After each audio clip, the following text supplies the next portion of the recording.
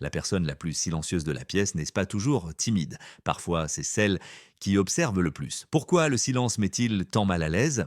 Pourquoi faisons-nous davantage confiance à celui qui parle le moins? Et pourquoi certains silences cachent-ils le pouvoir tandis que d'autres dissimulent le vide? Il existe une psychologie obscure derrière ceux qui se taisent et tous ne sont pas inoffensifs. Restez, car comprendre ces silences peut changer la façon dont vous voyez les autres et vous-même. Le caméléon social n'a pas besoin de beaucoup parler pour dominer une conversation. Son pouvoir n'était pas dans les mots, mais dans la façon dont il les gère. Il hoche la tête au bon moment, maintient un contact visuel, répond par des phrases brèves mais précises. Il fait en sorte que les autres se sentent écoutés, compris, validés, et pendant que l'autre s'ouvre, il observe. Ce type de silence ne naît pas de la timidité, il est stratégique. Le caméléon social comprend que, dans la plupart des interactions, celui qui parle le plus révèle le plus. Opinion, insécurité, désir, contradiction. C'est pourquoi il choisit de se taire. Non par manque d'idées, mais parce qu'il sait qu'écouter est une forme silencieuse de contrôle. Et psychologiquement, le silence génère de la projection. Quand quelqu'un ne dit pas grand-chose, les autres ont tendance à combler les lacunes avec leurs propres suppositions. Ils attribuent intelligence, profondeur ou même mystère. Le caméléon social bénéficie de cet effet sans effort. Il ne confirme ni ne dément, il laisse les autres construire l'image. Ce comportement a également une composante d'économie émotionnelle. Il ne s'expose pas inutilement, il ne dépense pas d'énergie dans des conversations superficielles, il sélectionne quand et avec qui parler, c'est pourquoi dans de nombreux contextes, il semble calme, stable, voire sage. En réalité, il gère le flux d'informations à son avantage. Dans des environnements professionnels ou sociaux complexes, ce type de personne passe souvent inaperçue au début. Elle ne rivalise pas pour l'attention, elle n'interrompt pas. Mais quand elle parle, elle le fait généralement avec impact. Ses mots ont du poids car ils sont rares et parce qu'ils arrivent après qu'elle ait compris le terrain. Le risque apparaît lorsque ce silence est utilisé de manière manipulatrice. En écoutant sans révéler, le caméléon social peut accumuler un avantage, il sait quoi dire et quoi ne pas dire pour influencer. Il peut générer de la confiance sans réciprocité réelle, il ne le fait pas toujours avec de mauvaises intentions, mais le déséquilibre existe. Tous les silences de ce type ne sont pas dangereux. Beaucoup répondent à une intelligence sociale élevée. Le problème surgit lorsque le silence cesse d'être un choix conscient et devient un outil pour contrôler des dynamiques sans transparence. Le caméléon social démontre que se taire ne signifie pas toujours absence. Parfois, cela signifie avoir une longueur d'avance. Le minimaliste verbal ne garde pas le silence par stratégie ni par insécurité. Son silence naît du rejet du superficiel. Il n'apprécie pas les conversations de remplissage, les phrases automatiques, ni les échanges qui ne mènent nulle part. Pour lui, parler doit avoir un sens. Si ce n'est pas le cas, il préfère se taire. Ce type de personne est souvent mal interprétée. De l'extérieur, elle peut paraître distante, arrogante ou peu sociable, mais en réalité, son monde intérieur est profond et actif. Elle pense beaucoup, observe attentivement et réfléchit avant d'intervenir. Elle ne ressent pas le besoin d'occuper l'espace avec des mots juste pour éviter le silence. Le minimaliste verbal pratique ce que la psychologie appelle la participation sélective. Il choisit soigneusement quand parler et de quoi. Il peut rester silencieux pendant toute une conversation et soudain prononcer une seule phrase qui change la direction de tout. Non parce qu'il veut se faire remarquer, mais parce qu'il a traité l'information en silence. Ce comportement apparaît souvent chez les personnes qui valorisent les idées, la cohérence et le contenu. Elles préfèrent les conversations sur le sens, le but, les expériences réelles.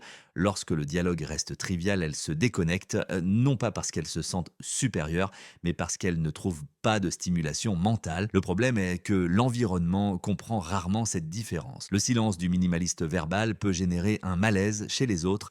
Certaines personnes l'interprètent comme un jugement, d'autres comme de la froideur. Et cette incompréhension renforce sa décision de parler encore moins. Cependant, lorsque le minimaliste verbal trouve quelqu'un avec qui il se connecte intellectuellement, le changement est évident. Il parle avec clarté, profondeur et passion. Ce n'est pas quelqu'un qui n'a rien à dire, c'est quelqu'un qui refuse de tout dire à n'importe qui. Ce type de silence ne cherche ni à contrôler ni à manipuler. Il cherche à préserver l'énergie et l'authenticité, mais dans un monde qui récompense le bruit, il passe souvent inaperçu ou est étiqueté injustement. Le minimaliste verbal nous rappelle que toutes les personnes silencieuses ne cachent pas quelque chose d'obscur. Certaines choisissent simplement de ne pas gaspiller leur voix.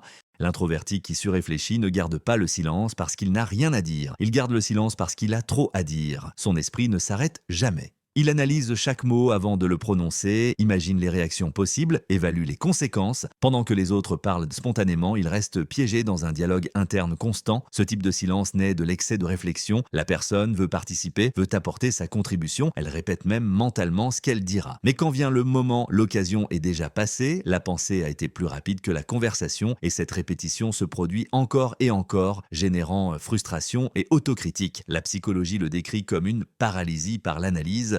Il n'y a pas un manque d'idées, mais une surcharge. Chaque phrase est révisée, corrigée, remise en question avant d'être prononcée.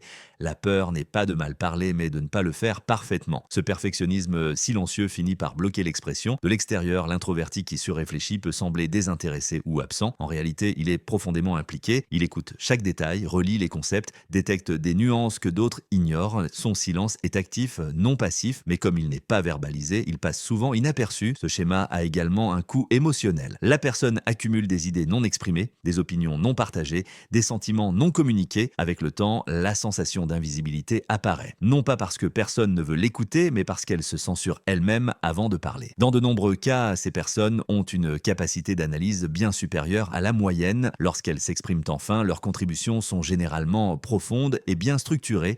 Le problème est que l'environnement leur accorde rarement le temps nécessaire. La conversation avance plus vite que leur processus interne. Faire pression sur ce type de personne pour qu'elle parle a tendance à aggraver la situation. Plus on lui exige de la rapidité, plus elle se bloque. Ce dont elle a besoin, ce n'est pas d'être poussée, mais d'espace. Un environnement où le silence n'est pas interprété comme une absence, mais comme un processus. L'introverti qui surréfléchit ne manque pas de voix, il manque d'un rythme compatible avec un monde accéléré. Et dans ce décalage, son silence devient une forme involontaire de protection. Le manipulateur silencieux ne se tait ni par timidité ni par réflexion excessive. Il se tait avec intention, son silence est calculé et répond à un objectif clair. Influencer la dynamique sans s'exposer, il observe attentivement, mesure le timing et choisit avec soin quand parler et surtout quand ne pas le faire. Lors d'une discussion, son silence peut générer un malaise. Tandis que les autres s'empressent de combler le vide avec des explications, des justifications ou des confessions, il reste immobile. Cet espace sans mots agit comme une pression psychologique. L'autre personne ressent le besoin de parler davantage, de clarifier, de se défendre.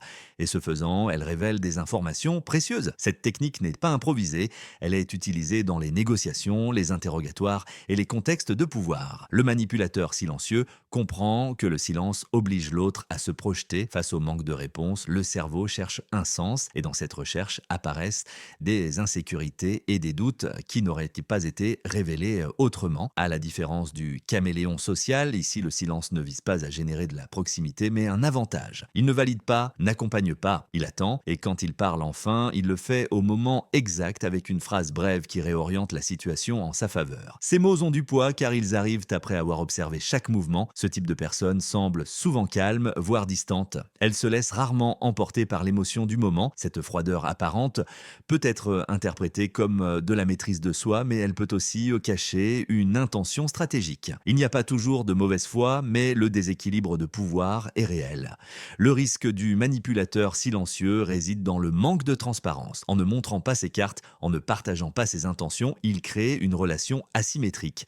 L'autre s'expose tandis qu'il reste protégé. Avec le temps, cela peut générer confusion, dépendance ou méfiance. Tout usage du silence n'implique pas de manipulation, mais lorsque le silence est utilisé de manière répétée pour déstabiliser, dominer ou extraire des informations sans réciprocité, il cesse d'être neutre. Il devient un outil de contrôle. Ce type de silence impressionne et parfois intimide. Il peut être efficace, mais il érode aussi l'authenticité des relations. Car quand le silence est utilisé pour gagner, quelqu'un finit par perdre. L'observateur éclairé, c'est le type de personne silencieuse le plus rare et en même temps le plus difficile à comprendre. Son silence ne naît ni de la peur, ni de la stratégie, ni de la surcharge mentale. Il naît de la paix intérieure, il ne ressent pas le besoin de parler pour s'affirmer, ni de se taire pour se protéger, il est simplement présent. Ce type de silence est souvent confondu avec l'indifférence, mais en réalité, il est le résultat d'un profond travail intérieur. L'observateur éclairé a appris à réguler ses émotions, à ne pas réagir impulsivement et à ne pas se laisser entraîner par chaque stimulus externe. C'est pourquoi il observe avant de répondre, il écoute avant d'exprimer une opinion et quand il parle, il le fait avec clarté. Il ne cherche ni attention ni approbation, il ne rivalise pas pour l'espace, son silence ne génère pas de tension, met du calme, les personnes autour de lui se sentent généralement sereines sans savoir exactement pourquoi. Il y a une cohérence entre ce qu'il pense, ce qu'il ressent et ce qu'il fait, et cette cohérence est perçue même lorsqu'il ne dit rien, contrairement au manipulateur silencieux. L'observateur éclairé n'utilise pas le silence pour obtenir un avantage, il ne l'utilise pas non plus pour se cacher. Son silence est transparent, il n'y a pas de calcul, seulement de la conscience. C'est pourquoi, lorsqu'il décide d'intervenir, ses mots ont généralement un impact. Non parce qu'ils sont percutants, mais parce qu'ils sont alignés avec une compréhension profonde de la situation. Ce type de personne a traversé des conflits internes, a affronté son propre chaos et a appris à vivre avec sans fuir. Il n'a plus besoin de remplir les espaces de bruit ni de contrôler les dynamiques. Il sait que tout ne nécessite pas une réponse immédiate, que tout silence n'est pas inconfortable, que parfois se taire est la forme la plus honnête d'être. L'observateur éclairé n'est pas parfait ni supérieur, il a simplement cessé de réagir automatiquement et dans un monde saturé de stimuli, cette capacité devient exceptionnelle. Sa présence invite à ralentir, à réfléchir, à écouter plus attentivement. Quand il parle enfin, les autres l'écoutent généralement, non pas parce qu'il impose son autorité, mais parce qu'il transmet l'authenticité. Son silence ne cache rien, il reflète l'équilibre et c'est pourquoi parmi tous les types de personnes silencieuses, c'est celui qui se défend le moins et qui a le moins besoin de le faire. La prochaine fois que vous rencontrerez quelqu'un qui parle peu, souvenez-vous de ceci, le silence n'est pas un vide, c'est de l'information. Tout au long de ce parcours, nous avons vu que tous les silences ne signifient pas la même chose. Certains protègent, d'autres observent, d'autres analysent et certains manipulent même. Juger le silence comme une faiblesse est l'une des erreurs les plus courantes et les plus dangereuses. Nous vivons dans une culture qui récompense le bruit, la rapidité et l'opinion constante. Dans ce contexte, celui qui se tait est souvent sous-estimé ou mal interprété, mais bien souvent, le silence est un choix conscient, une façon de gérer son énergie, de traiter le monde ou de maintenir un contrôle émotionnel. Il est également important de reconnaître que tous les silences ne sont pas sains. Certains naissent dans de la peur, du blocage ou de l'épuisement mental, d'autres sont utilisés comme un outil de pouvoir. C'est pourquoi comprendre la psychologie derrière le silence ne sert pas à étiqueter les autres, mais à observer avec plus d'attention et moins de préjugés. La question clé n'est pas pourquoi quelqu'un ne parle pas, mais d'où il se tait, du calme, de la stratégie, de la saturation, de la clarté. La réponse change complètement la signification du silence. Et ici surgit une réflexion inévitable.